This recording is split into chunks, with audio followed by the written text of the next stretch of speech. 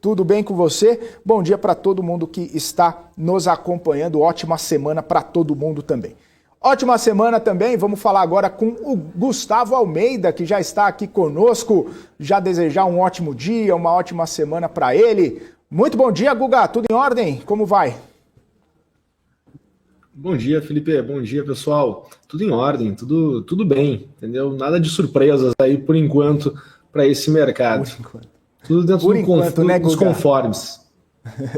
Por enquanto, nada de surpresa, mas a gente sabe que a semana vai ser bastante movimentada, né, Guga? A gente tem dados de inflação só mais para o fim da semana, tem payroll, mas agora, segunda-feira, todo mundo de olho aí na questão do Pandora Papers, Paulo Guedes, Roberto Campos Neto. Será, como disse a Marília aqui, nossa telespectadora, será que a gente vai ver alguma mudança, algum impacto, algum reflexo na nossa bolsa já com essa questão, Guga? Felipe, eu particularmente, tentando assim, tendo uma leitura bem fria, tá? Eu acho que isso não é algo que surpreenda o mercado, não, certo? Uhum. O fato de ter uma empresa offshore por parte da Paulo Guedes, Roberto Campos Neto e tudo mais, são pessoas do mercado financeiro que entendem todas as nuances e todas as dificuldades. Eu acho que não é uma surpresa eles terem as empresas conforme eles falaram, tá? E aí esse é o ponto, né? As empresas, elas estavam declaradas, então não tem nenhuma surpresa de fato, tá? Em relação a isso, estava tudo transparente. Eu acho que o ponto que faria preço mesmo seria se tivesse algo não transparente. É que nós, querendo ou não, brasileiros, a gente tem esses mitos, né? Poxa, se a pessoa tem uma empresa lá fora, é sinal de que algo não está 100% correto. E na prática, não. É tudo mecanismos para poder, de certa forma, no final, ter menos taxações. Né? Esse que é o ponto. Né? Então, todo mundo busca, querendo ou não, um pouco mais de eficiência nas suas operações e busca alocar o capital aonde, de certa forma, pode ser mais inteligente que eles possam fazer. Se está tudo declarado, não tem nenhuma surpresa. Tá? Se não teve movimentação, conforme o Paulo Guedes falou, desde 2014, não tem nenhuma surpresa. Então é simplesmente mais uma notícia que acaba que a gente faz algum tipo de correlação. Né? Se a gente for olhar, o mercado lá fora hoje está corrigindo. Então todas as bolsas elas andam em conjunto. O peso no nosso índice Bovespa, nosso índice futuro, ele está muito mais relacionado à questão da alta volatilidade que a gente está tendo neste momento do que eu acredito nessa informação, nessa notícia aí isolada. Mas sobre inflação e sobre payroll, bom, esses eu estou bem curioso e estou com bastante expectativa para ver como é que vai ser o desenrolar dessa semana. Até porque, né, Guga, tudo isso acaba ficando no radar, né? Todo mundo de olho aí. A inflação, o próprio Boletim Focus de hoje trouxe mais uma semana aí de revisão para cima da inflação, chegando a 8,51%, né? Embora muitas casas, muitos bancos já estão projetando aí mais de 9%, quase chegando a 10% a inflação no fim do período, né? Nesse ano aqui de 2021. Várias questões, né? Choque de oferta, muita crise hídrica, enfim, tem uma série de questões aí que acabam fazendo essas revisões. E o payroll para saber do tapering, né? Todo mundo quer saber o que vai acontecer, quando que vai começar logo esse tapering. Mas agora a gente começando a semana, Guga, queria saber como que você está vendo aí essa semana, o que você está projetando, inclusive hoje no nosso índice aí, na nossa bolsa, o que você pode contar aí para a gente dessas suas projeções? Vamos lá, então. Deixa eu compartilhar minha tela com vocês. Primeiro, eu acredito que a gente continua com esse movimento de mais volatilidade. Tá? Eu acho que o mercado ainda não se assentou. Apesar de nós termos fechado sexta-feira acima dos 112.200, tá? Que é aquele número que eu venho comentando com vocês, o Ibovespa fechou quase 112.900, ganhamos aquela amplitude, Felipe, que nós comentamos, né, da volatilidade, da possibilidade de uma movimentação alta, né, do mercado na sexta-feira. Aconteceu isso, tá? E eu acredito que a gente mantém esta movimentação e tende a ir diminuindo, e a minha expectativa é que a gente vá diminuindo acima desses 112.200, tá? Para mim é extremamente importante o que vai acontecer ao longo dessa semana. tá? É extremamente importante essa percepção sobre a inflação. Acho que a gente pode ter começar a ter um pouquinho de surpresa, tá? Se nós olharmos a primeira elevação de juros, ela aconteceu lá em março. Então a gente teve abril, maio, junho, julho, agosto, setembro, outubro. São 7 meses. Tá? Então, na reunião do Copom do final do mês, eu acho que a gente começa já a ter aí uma sensação de que toda essa elevação de juros começa a gerar de certa forma um impacto. E outra coisa que eu acho que é importante, né, em relação ao payroll, é para a gente poder medir essa questão de atividade. Tá? Porque como tem muita volatilidade, tem muita intervenção em vários pontos. A gente estava tendo uma retomada muito forte da economia, primeiro semestre, começa a desencadear esse processo de inflação. Dentro desse desencadeamento do processo de inflação, surge ali o movimento em cima da variante Delta. Evento em cima da variante Delta traz um desaquecimento da atividade. Né? Querendo ou não, começa a ter intervenções, a gente vê intervenções China, a gente vê intervenções Brasil aqui em cima de juros, China em cima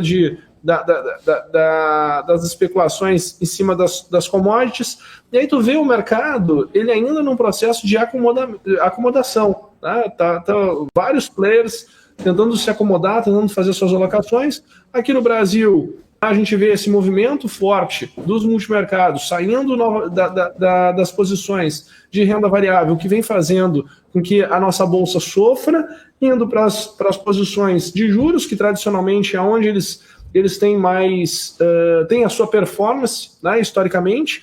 Então, a gente vai vendo esses movimentos. Para mim é bem importante inflação, para mim é bem importante a atividade da semana. Então, estou acreditando que a gente tende a... Se a gente for ter um cenário positivo agora para o quarto trimestre, tá? Eu acredito que a gente vai acomodar aqui acima dos 112,200.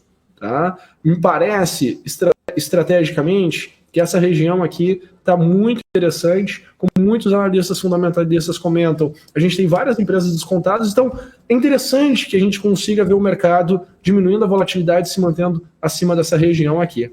Tá? E o payroll pode ser um trigger interessante para um movimento de alta, certo? Para hoje, Felipe, o que eu estou enxergando? Tá? Eu tenho os dois cenários, de alta e de baixa, tá? Obviamente.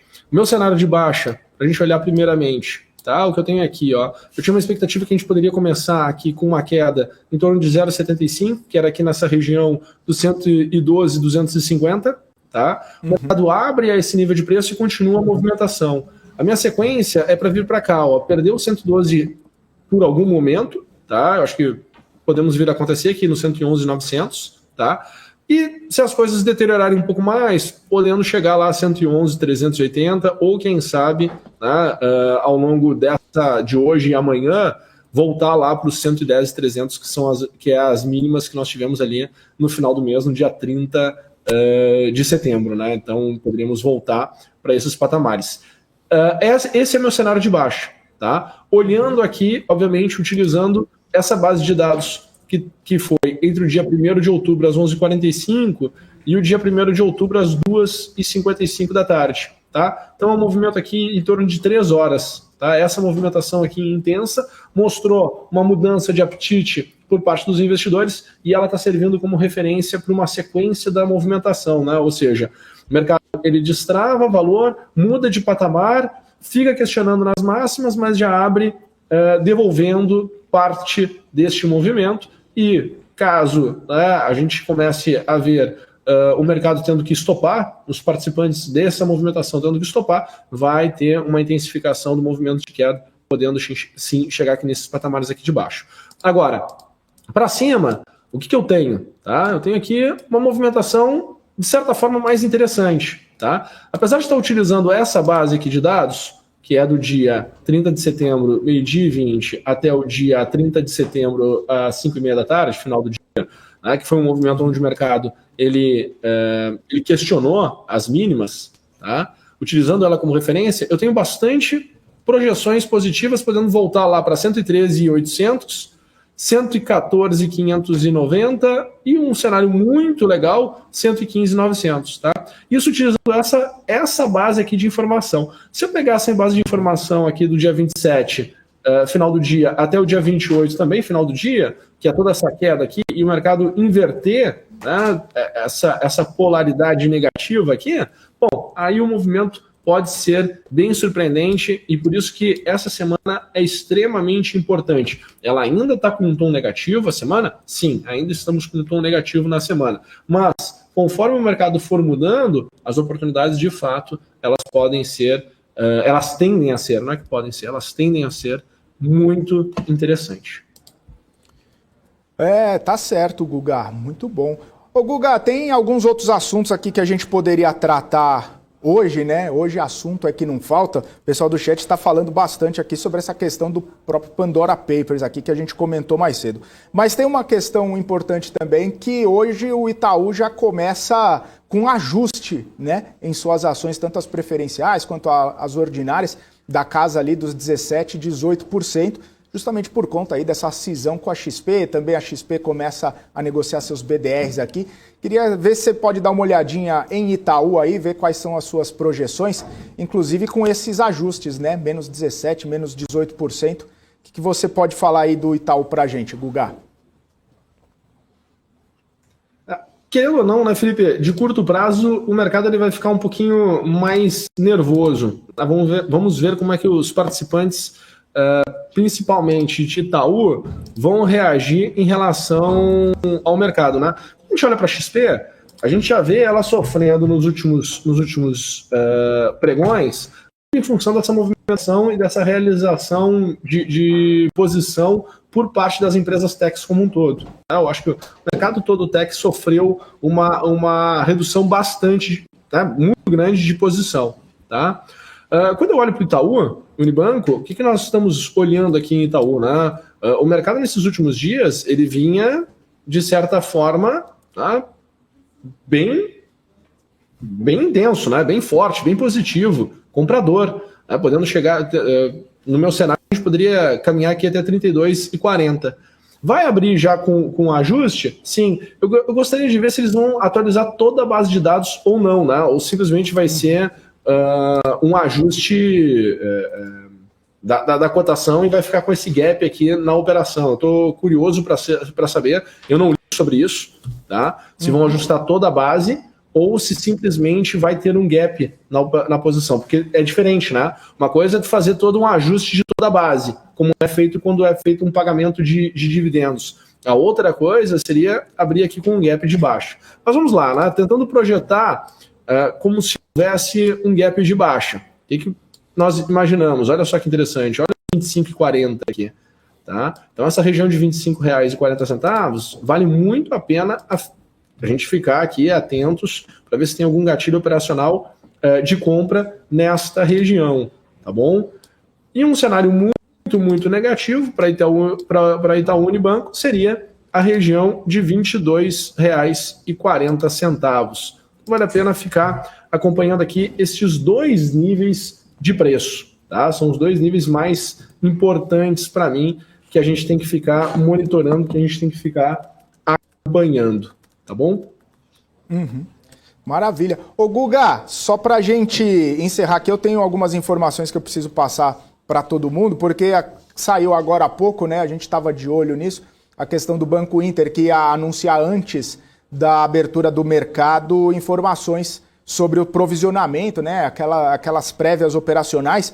O Banco Inter anunciou agora há pouco que manteve nesse terceiro trimestre sua provisão para perdas com inadimplência em 2,5% na carteira do crédito ampliado. Essa informação está no nosso portal, bmcnews.com.br, e esses números são parte de dados operacionais prévios, né? Que foi antecipado, a divulgação foi antecipada pelo Inter, depois do banco ter sido alvo de especulações de que faria uma provisão extra para essas perdas com inadimplência.